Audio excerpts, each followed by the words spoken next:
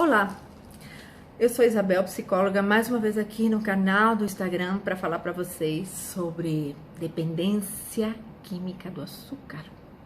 Você pode falar, Isabel, dependência química do açúcar? Sim, existe a dependência química do açúcar. Tanto que os ingleses chamam isso de sugar addict, né?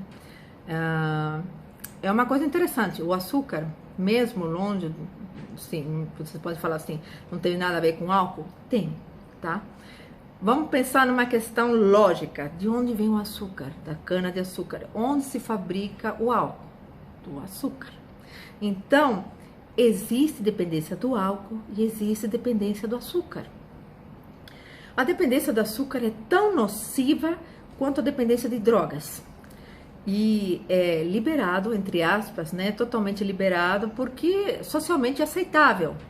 Já vem de costume de avós, tataravós, então dá fazer um biscoito doce, se entregava para criança, olha, come, tá tão gostoso, você vai adorar. Ou chocolate, que os chocolatras, né, tem uma parte que é açúcar, porque quem é viciado em chocolate não vai ligar somente para o açúcar, ela vai ligar para o chocolate, que é outro composto de cacau. O composto de cacau em si, sem açúcar, até é saudável. Mas quando não é, aí tem uma questão interna que eu quero falar para vocês que é grave.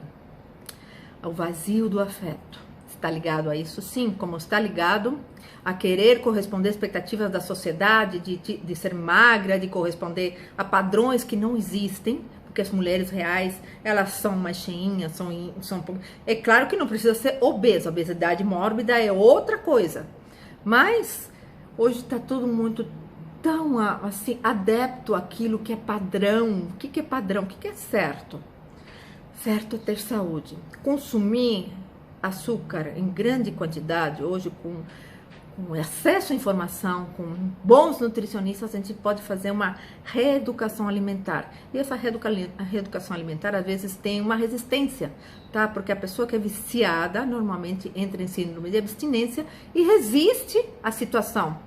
E essa resistência está muito ligada à questão íntima, à questão psicológica. Por quê? Vamos analisar fase oral, comida, sensação de prazer, açúcar, sensação de energia, vitalidade. Claro que ela vai produzir isso, tá? Mas assim, a determinado tempo também, com muito tempo, vai fazer com que a pessoa aumente o colesterol, aumente a gordura, aumente caso de diabetes. Mas sempre houve gordura, sempre houve colesterol, sempre houve caso de diabetes, mas nunca tanto na infância quanto mais do que na idade adulta. Na idade adulta a gente imagina que as nossas células degeneram e começa a ter as doenças normais que a gente chama da idade. Mas antes é muito, muito grave. Eu falo porque antigamente, hoje as escolas estão mudando o padrão nutricional por completo, né? Mas antigamente você só via docinhos, salgadinhos, beijinhos e sonhos, muita coisa, chocolates dentro da escola, que na realidade, antigamente ninguém sabia de nada, nem se estudava esse aspecto. Como o aspecto também está ligado a uma questão emocional, eu falo do exagero. Porque você comer um chocolate de vez em quando, um doce, uma sobremesa, o tempo inteiro você querer substituir aquela sensação de vazio, eu tô com vontade de um doce. Quando você vai analisar, você acabou de almoçar. No almoço, o que tinha? Um macarrão, um arroz, um feijão. Arroz e feijão, que me corrijam as nutricionistas, é açúcar. Se você está compensando com outras coisas suas particulares, porque aquela sensação não foi o suficiente, você vai fazer o pâncreas sobrecarregar, produzindo muita insulina. E normalmente são pessoas que fazem dieta, tá? Eu falo porque assim, aquela dieta, por exemplo, eu sou contra. Apesar de existir muitos médicos a favor, que a dieta do jejum, né? Que só as pessoas após tal hora comem determinada alimento. E quando come, vai com aquela necessidade muito grande. E o açúcar, ele é essencial pra gente, mas não de maneira exagerada. Quando começa aquela compulsão de compensar com alguma coisa doce, você pode escrever que tem uma questão de afeto dentro de você. procure um especialista, uma nutricionista, uma boa nutricionista que te indique para uma boa psicóloga, para a gente poder trabalhar essa questão da dependência do açúcar, que é tão importante como a dependência do álcool. Eu sei que tem muita gente atrás investindo nisso, né? Vamos falar assim, os sucos de caixinhas, os refrigerantes que diz não contém açúcar. Vocês acreditam? Para uma coisa ser conservada, ela precisa ou de sal ou de açúcar. Então é impossível não ter, tá?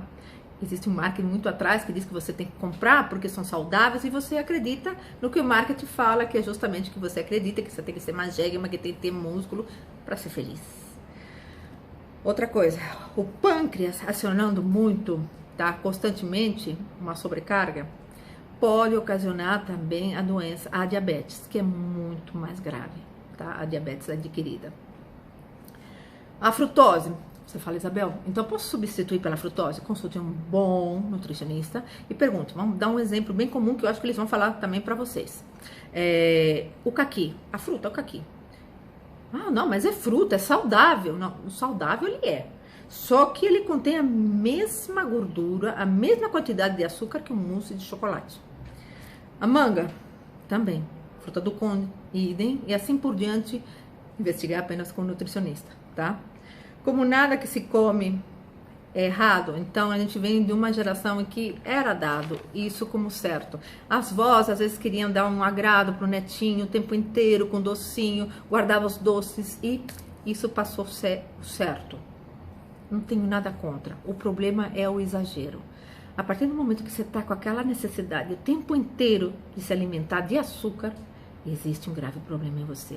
E não é somente a dependência química do açúcar, é a dependência química emocional. Ok? Espero que vocês tenham gostado. Um beijo, até o próximo vídeo.